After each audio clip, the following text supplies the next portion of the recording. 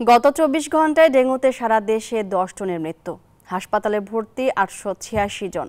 এর মধ্যে গতকাল চট্টগ্রাম হাসপাতালে ডেঙ্গুতে আক্রান্তে একজনের মৃত্যু হয়েছে। আরও খবর জানাতে চট্টগ্রাম থেকে যুক্ত হচ্ছেন সহকর্মী নয়ন বড়ুয়া জয়। জয়, চট্টগ্রামের ডেঙ্গু পরিস্থিতির খবর আমাদেরকে জানাবেন।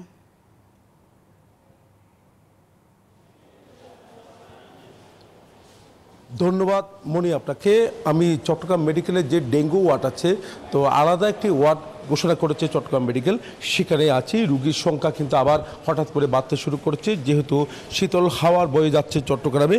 ঠিক এই সময়টার মধ্যে কিন্তু আমরা যা দেখছি শীতজনিত রুগীর সংখ্যা যেমনটা বাড়ছে, একই সাথে ডেঙ্গু রুগীদের সংখ্যা কিন্তু অনেকটা বাড়তে শুরু করেছে।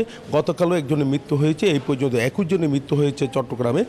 চিকিৎসক যারা আছে তারাও চেষ্টা করছেন, এখানে যারা ভর্তি হচ্ছে তাদেরকে সুস্থ করার জন্য চেষ্টা করছেন। শুধু চট্টগ্রাম মেডিকেল নয়, মা ও শিশু হাসপাতাল, সেখানে শিশুরাও ডেঙ্গু আক্রান্ত হচ্ছে, সেখানেও ভর্তি আছে। চট্টগ্রাম মেডিকেলও কয়েকজন শিশু ভর্তি আছে ডেঙ্গু আক্রান্ত হয়ে।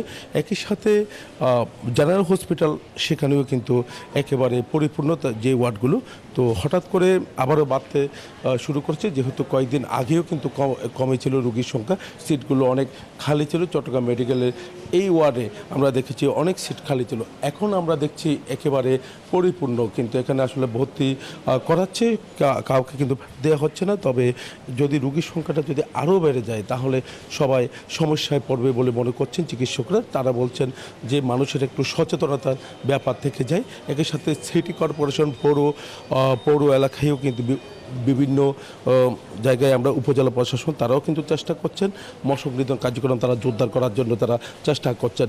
তো এই ছিল আমার এখানকার সর্বশেষ। ফিরে যাচ্ছি স্টুডিওতে মনির কাছে।